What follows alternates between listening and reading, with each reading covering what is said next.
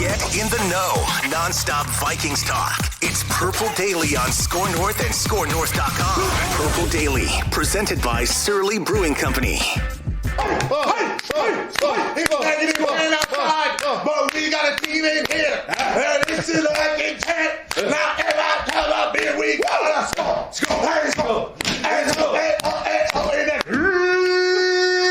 Yeah, this is 4 Question Friday on Purple Daily. 3, 4. Yes. Imagine the Skull Chant, 70,000 screaming fans, but with a fiery clown up on the big screen. Come on. Scare those opponents. What, huh? Ziggy Wilf with the mustache and fire behind him with wide eyes on the big screen as everyone chants Skull. You want to scare the kids? Hi, kids. Yes. It's Ziggy here. Ziggy the clown. It's like The Simpsons. You're fired. Krusty. Hey, kids. What's going on? Wacka wacka. This is Daily Vikings Entertainment presented by Surly Brewing Company. We just want the Vikings to win a Super Bowl before we die. That's our mission statement here. And this has been a week of therapy. A lot of people, including us, getting a lot of things off their chest as it pertains to this Vikings team. And if you're watching us on the Purple Daily YouTube channel, please click the subscribe button and please pick up a TCL TV to watch us on, because TCL is a partner of ours, but they're also offering a new lineup of award-winning TVs, delivering the most entertainment with stunning resolution at an affordable cost. Enjoy more of the things you love with TCL. I'm hanging out at the in-laws house here. I got my Minnesota sports swag across enemy lines right here. A little Gopher shot glass for some celebration when they hold on to first place this weekend against Illinois. They better. Let's get it. But 4 Question Friday, boys. Let's start with question number 1 here. Garrett Bradbury placed on the COVID list. Mason Cole will start in his place.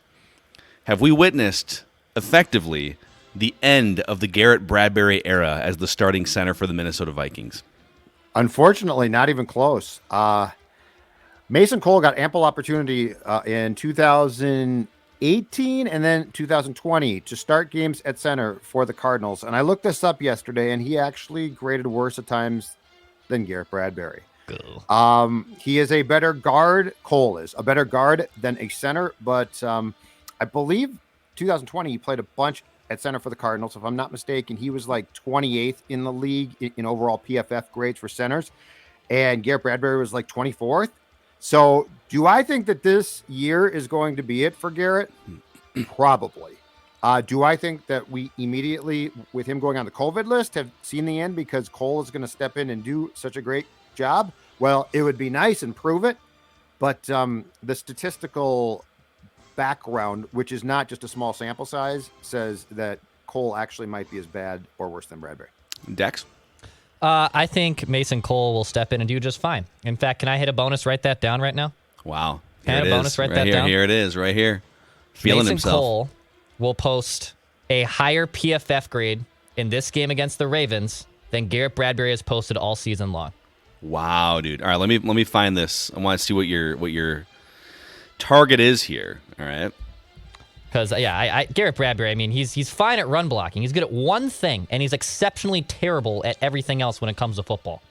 But is he even is he good at run blocking, or is he just he's acceptable at run blocking? Yeah, he's not a probably better disaster. way to look at it. He's so bad at pass protection. So yeah, he's like slightly above average to average-ish as a run blocker. So here you're talking overall PFF grades, right? Yep. Okay, so here are his grades on a 1 to 100 scale. Starting in week 1, 37, 70, 58, 60, 65, 54, and 59. Okay, so your guy has to hang a 71 or better, which is that'd be a good game. He'd have to have a good game, basically. Yep. So Okay. I'll hit a bonus right now. Mason Cole will have a higher PFF grade than Garrett Bradbury has posted in a single game this season. Okay. I think, to answer the question, is this the end of the Garrett Bradbury era as the starting center? I'm going to say it could be. If Declan's prediction comes true, then I think it will be, at least until it will be temporarily. I think Mason Cole, if he plays well, will continue to get the nod as the starting center until he doesn't play well anymore, and then they might just go back and forth.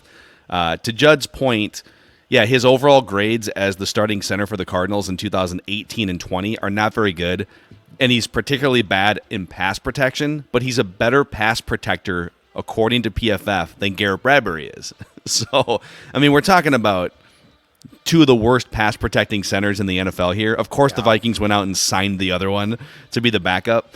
But I think if he plays well, they're going to just look for, they could say, all right, Garrett, you missed a week. Let's just get you another week to get you back in the mix. Mason Cole will hold the fort down for you, and then if he plays again against the Chargers, then maybe he continues to start. So it could be the end. Can I give you the unfortunately depressing news here? 2020, Cole struggled, and Kyler Murray was his quarterback. Yeah, so it mattered less. So let's just say the quarterback had a chance to get himself out of pressure and make some probably incredible throws. Yeah. So with Kirk back there, and I mean, unfortunately for Kirk, he's essentially a statue. Yeah. I'm not holding my breath that Mason Cole is the answer. Yeah, I feel you. I think whether it happens mid-season here with Mason Cole or after the season, this is the winding down of the Garrett Bradbury era, right, as the starting center. You're being kind. Yeah. All right. Question number 2 here. Don't laugh, Judd. What is the likelihood that the Vikings go on a run and finish the season with 10 or more wins? So they would have to go 7-3 or better to finish with 10 wins or better. Ugh. It sounds way more daunting when, like, right now you're like, oh, they're still like a game down from 500. So they're a half game back of the playoffs. But when you put it into the context of to get to 10 wins, which is probably a key mark, right? Yeah. You got to go 7-3 in your next 10 games. What's the likelihood they go on a run like that? 7-3. It's not. No, it's very, very small. I'd put it at about 10%. Can they go on a run? Absolutely. If they win on Sunday, I will not be floored. I will not be shocked because I think that there is bounce back, and I do think this team with Hunter and Peterson hurt, it's a big deal, but I do think that this team has some talent. And you know what, Phil? I mean, as we talked about, if they come out on Sunday and decide offensively to attack, they could score points. But 7-3, that type of run from this team, I don't see it. So here's where this question comes from. We all look at this and say, well, this is the end of the, at least on the show this week, it's been all about this is the end of the Mike Zimmer era, whether it happens Monday or in 2 months from now, like this is all winding down. But in that locker room, there's a chance the players and the coaches and Zimmer and Cousins, they're all sort of having a come to Jesus moment this week and saying, all right, yeah, we lost Danielle Hunter, but the season's on the line. Like if we drop to 3-5 with a road game against the Chargers and then the Packers, right? Assuming Aaron Rodgers is back from his little COVID respite, right? Like you can't fall to 3-5, even though the bottom of the playoff bracket in the NFC is weak. The season's on the line this week, and so there should be a desperate effort from all fronts. Like this should be a Kirk bounce back game. The scheme should be the Vikings should get off to a hot start offensively, and Zimmer should be able to trick some things up. Like all of that should happen because the season's on the line. I could also see an implosion and a mutiny, and I could see a lot of things here. Yep. So if they do win this game as touchdown underdogs against a Ravens team that's been essentially prepping for 2 weeks because they had a bye week, right? I could see it vaulting them into more wins. And they still have the Lions again, and they got the Bears a couple of times. So there's some gettable games on the schedule. The Steelers and the Niners are not daunting opponents to me. So like I could see them coming to life and sitting up like the Undertaker here. Starting I could see that for this game for sure. But I guess my question is this team mentally strong enough and cohesive enough to do that basically week after week after week? Because 7-3 goes beyond defiance. It's like turning a page. I think on Sunday we are going to get the defiant. You didn't believe in us. We believed. And that act works for a while. But is that act going to work at Chargers, against the Packers? I think at some point in time you probably burn out there. So that's why I don't think actually trying to win or winning 7 of the next 10 games is possible. But Sunday, wouldn't be surprised. I really wouldn't. This is the exact type of team And Kirk is the exact type of QB who almost feels the pressure come off now. But then if it goes back on, it becomes a problem for him. Judd's logic is right that the moment we start doubting them, and especially with Kirk in the Kirk era, then things end up going in a good way, in a positive way. But I just think Lamar Jackson, him being a dual threat quarterback, is just going to torch this defense. And I think the Ravens are going to win big. And I know we'll do purple props for Saturday as well. But I just in terms of their schedule the rest of the way, winning 7 of your next 10, no, I said it last week that if you could do that for Halloween reasons and it being spooky, then yes, that is a spooky thing that could happen. But in general, no, I just don't see this team winning 7 of their next 10 games. Yeah, for that to happen, so I'm just looking at the rest of the schedule. So there's 7 games left. Let's give them Detroit as a win. Let's give them 2 wins over a bad Chicago Bears team. All right. And by the way, I don't think, because 2 of those games are road games, I don't think those are all gimme games. But for the purposes of this exercise, let's give them those 3 wins. And then let's also give them Pittsburgh at home. And let's give them San Francisco on the road. Again, not gimme games. Those are tough opponents. They're not elite teams, but let's give them those 5. They'd still need 2 more wins out of at Baltimore, at the Chargers, home against Green Bay, home against the Rams, at Green Bay. And so can you get there with a road win? I mean, could you lose to Baltimore and then go on a run, beat the Chargers, beat the Packers at home? You'd have to then win like 6 games in a row. And where get to that defensively now, where does the pressure come from? Yeah, and Michael Pierce is questionable, right? Yeah, he sat back out with an elbow injury. He practiced. He participated in some practice on Wednesday, sat back out on Thursday. I think he might be in trouble here. Like if he needs the surgery, just go do it. Like this is I hate this trying to buy time, and it's good. Now it's not good. God, what a waste, drives man. Me crazy. I mean, you can't predict injuries, but gosh. But where's the pressure going to come from? And if you can't get the pressure, the back end's not that good. Like the back end is improved when Patrick Peterson's playing, but it's not great. Hunter is flat out, arguably your best player on either side of the ball. Yes, he is arguably relative to position. Yeah. Yes, and he's gone now. And if you play Griffin as much as they have been and might need to, he's going to burn out.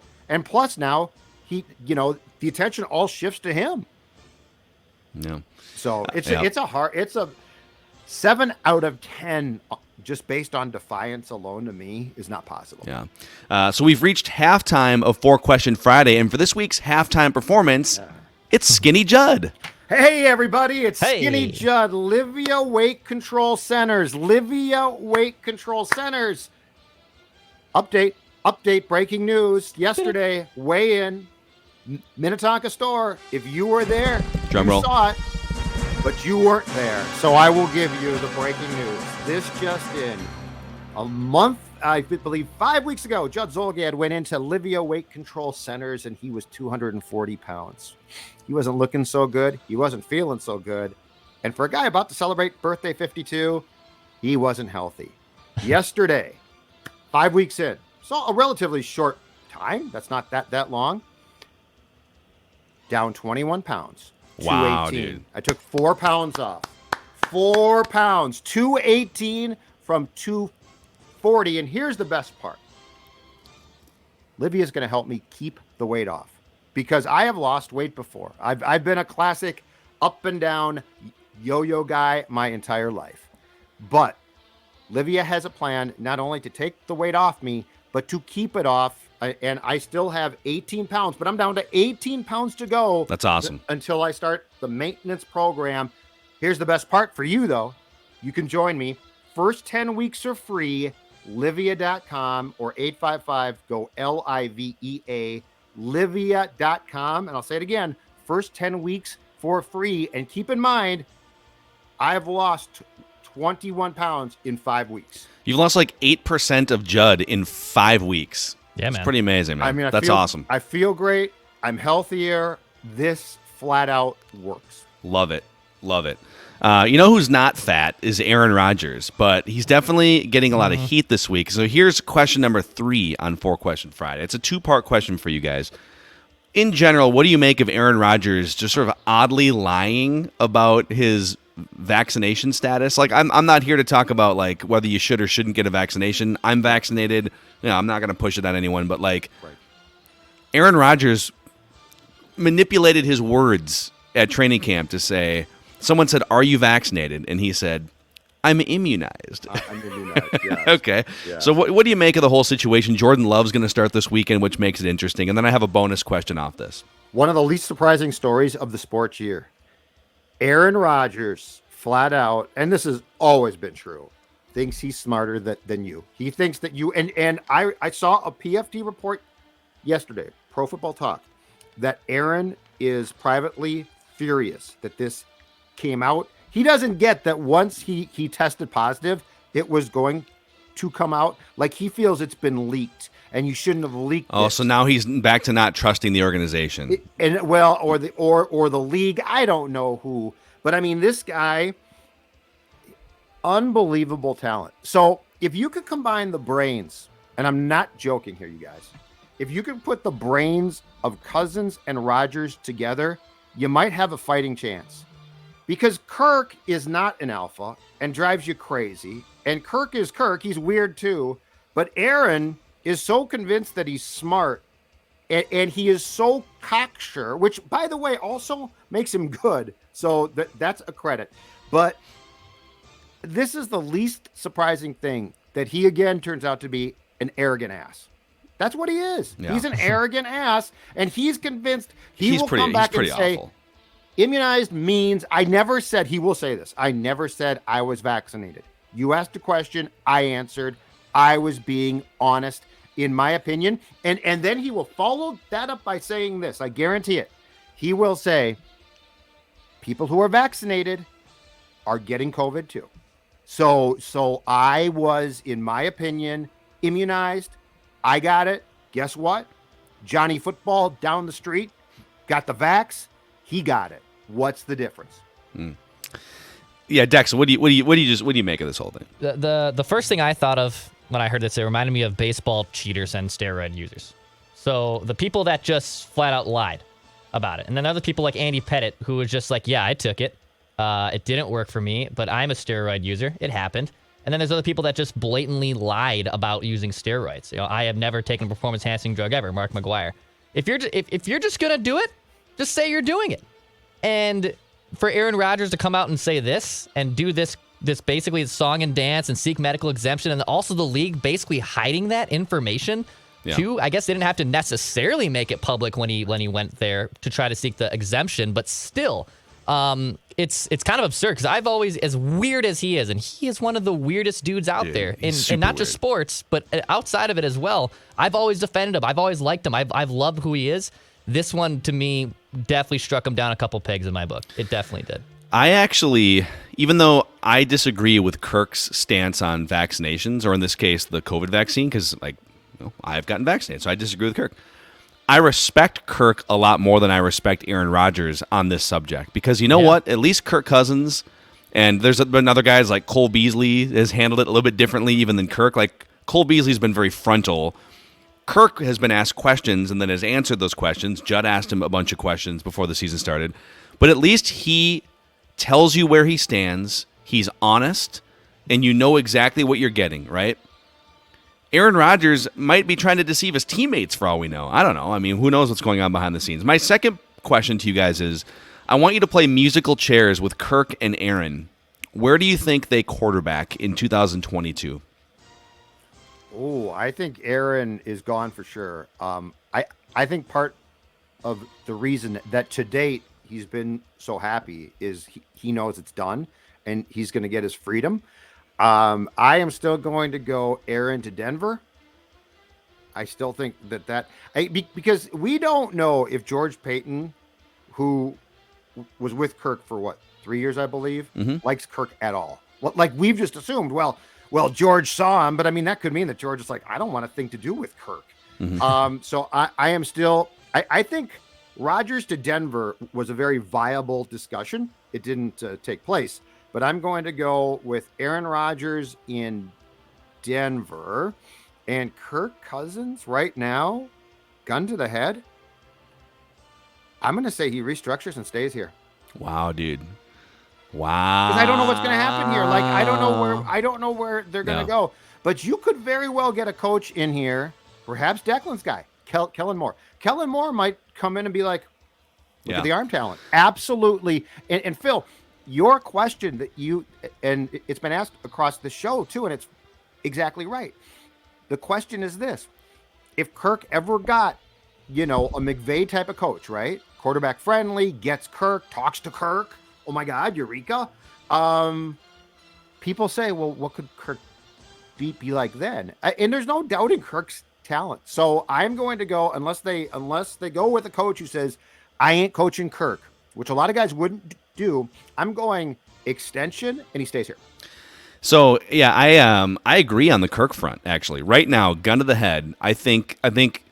Here, by the way, we're going to have this discussion about 100 more times between now and March. So subject to change. Strap in, yeah. Subject so I think to change for me. Gun to the head. I think Zimmer's gone. I think Spielman stays, and I think Spielman looks to hire an offensive guru, whether it's Declan's guy, Kellen Moore, or whether it's an old dog like a Doug Peterson, someone to come in, connect with Kirk, build this thing around the offensive weapons that they have. And I think they restructure like a 2 or a 3 year thing, into his age 35 or 36 season.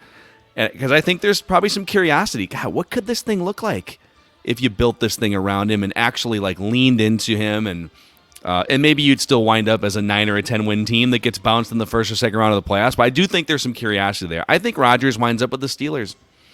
I buy the Mike Tomlin, Rodgers, the wink. I think the timing works out. I think if he goes anywhere, it's going to be AFC. So Broncos definitely in play. Yeah. I think they're going to want him out of the conference. And the Steelers are going to have an excellent defense still next year. They're going to have weapons, and Big Ben's going to be 40.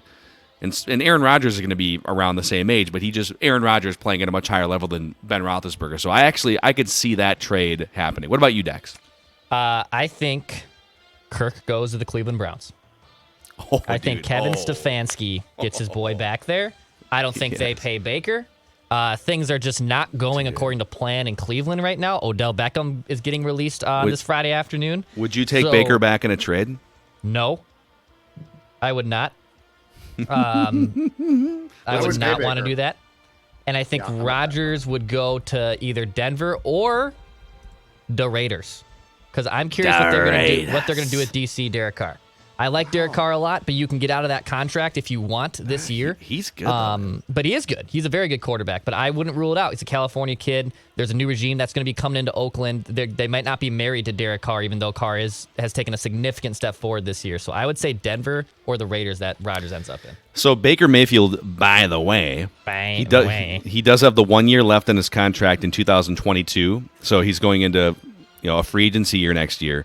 His cap hit would be about $19 million, but then you'd be free from all of it in 2023. Yeah. Kirk's cap hit is it? I think it's $45 million next year. 45. So, which I just don't see them riding that out. They're either going to get rid of him in some way or they're going to restructure. I don't see him playing on that cap hit. But basically, like if you made that trade with the Browns, you'd have to take Baker back. Because they're not going to sit, even if they restructure Kirk, they're not going to sit on that $19 million cap hit. Do we know, though, that like, Stefanski loves Kirk? Like, he might know the warts. I could see people who worked here being like, what? No part of that. That's what we don't know. Like George Payton, very well. George Payton's a smart dude. He's good. I think he's probably saying, hold on a second here. I saw this act before. And the reality is, I think if you've worked with Kirk and are now gone from Kirk, I think the internal conversations about Kirk are exactly what ours become, which is he can't justify the asking price. Yeah. Because if you're the Broncos, do you want to take that on? Like the Kirk contract? Okay, he comes to you and you sign him to an extension. He's going to want more guaranteed money. And it's not going to be cheap. So, like, is that the play? So I don't know, like, if guys like Stefanski and Peyton love Kirk. They very well could say what we say, which is, Yeah. At cheaper, he's fine, but That's the thing. But there's also, like, he's had now, he made all that franchise money in Washington. He made the guaranteed record-setting contract in Minnesota. I know you're already shaking your head, but, like, could someone convince him, hey, man, like, we're not gonna rob you here, but, like, how about we bring it back? How about we dial this thing back to, like, $28 million so that Zero chance. There are people in Kirk's life who are telling Kirk you're worth even more, and it's never your fault. Just remember that. Yeah, no, I don't disagree with that. All right, and then question number 4 here, and again, that will not be the last time we have a similar discussion. So, strap in. All right, it's the would you rather question of the week here. The random would you rather question of the week. Would you guys rather? Oh God! I haven't even asked it yet. I love this question. I love it. That's right. I did send it to you guys. I love it. Okay, would you rather the aliens that make first contact with Earth, if it happens during our lifetimes, be robotic or organic, like living organisms, like human-like or whatever form they take? Would you rather them be human-like or living organisms or robots? Go ahead, Dex. I It's feel so like tough. you are. No, this is so tough for me because number one, I know aliens exist, but I don't want the confirmation. Like, you know what I mean? I don't want to know that they exist because I know they're probably smarter and can kill us all. That is my fear. And and then you have to think too, like, do they want to kill us all? Like, they're clearly advanced because they can travel further, right? So are they? Yeah. Like, what could they gain from us as people? Probably nothing, because we're all just a bunch of ants and idiots if they can travel that far. So would they just want our resources and our land and our air or whatever it is, and they would just kill us? So I don't know. two things come to mind, being my movie buff. Are they going to be Terminators? Or are they going to be like War of the Worlds using, like our bloodstream and our bodies and land to also harvest us? So I don't know which one is easier to kill. Basically, that's my premise. Which one is easier to destroy when they turn on us? Yeah, I would think. See, here's why I would say organic, because I feel like your only chance, if they sent robots, they would be like, if they could send robots that are that sophisticated, then we're all dead, right? The only chance you would have is if they sent living organisms that had any sort of conscience and empathy. Maybe they would want to coexist. Okay. Why do we assume so we consider them to be, creatures that might come and kill us, aliens. To them, we're the same exact thing. So, like, why do we assume that they're gonna come down here and start to kill us? Like, just because they get into our space? And plus, I'm with Declan. I believe that they exist. There's no way that we are just the one speck, like, in the entire, just outside of us, that there's nothing there. It's just all darkness. I agree with Declan. But there's also a fighting chance that if they are organic and they do get here and they open up their ship and they come out, that they're going to die instantly because they are not made for our atmosphere, just like we're not made for theirs. So they would probably have already done some homework on that, I'm guessing. But they might. I mean, who knows? But that's my point. So I'll take organic, and I welcome them. This world's so screwed up; it's beyond repair. This is so who cares mind blowing for me. I think it's so I had the interesting. doomsday scenario, and I figured you'd have like the next level doomsday scenario. No, because one, I don't care. What's the worst? The worst case, you die. Okay, you die. Like, that's the very Kirk. worst case. Okay, You're Kirk, dead. But the second thing is, like, the interesting thing about this is what would happen. Where are they coming from? Is baseball quicker there? Like, have they found a way to speed up baseball? Dude, that's what's going to drive. Oh my God, that'd be great. Our baseball games take 158, and then they're done, and it's great. I was like, yeah, dude, how do you do it? You've just hit on like that, like of all the things that would bring aliens to Earth, they're like, okay, that's the last straw. We need to go help these idiots. Okay, baseball games have gotten out of hand. Clock since 1958, Ebbets Field, right before. We're still there, by the way. We didn't move to the West Coast like you idiots. So yeah, like what if they found solutions for concussions in football? Yeah, they come down. They're like, the Vikings aren't running enough play action. We see into the future. They need to run more play action. I'd like to be the next coach. I can be the next. We have coach. eradicated running backs from our market. Use Justin Jefferson more. He's on my fantasy team, and you guys are screwing this up. Your Think about superstar it. hockey players must shoot the puck more. Get Kaprizov center. I don't care what your GM says. Think about all of Miguel the Sano puts up hollow power numbers We against have- bad teams. Eradicated playoff teams who have lost 18 consecutive games. You call those statistics? They're nothing compared to what we have. We're generating futuristic statistics. You think Levine's smart? Falvey, they're not that smart. We're way smarter. The analytics we have. Where can we get some of that Surly beer, Judd? Please help us.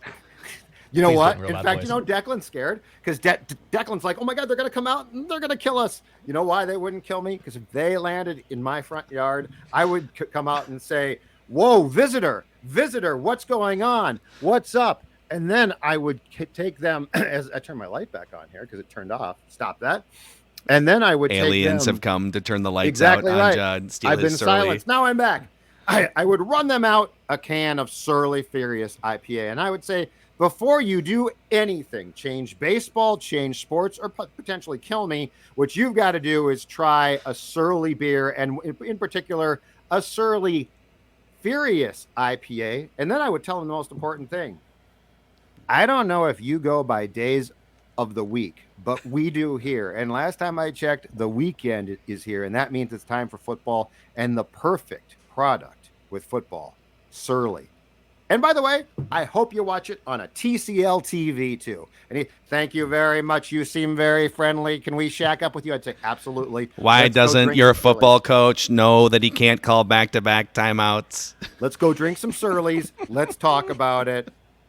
Let's do it. All right.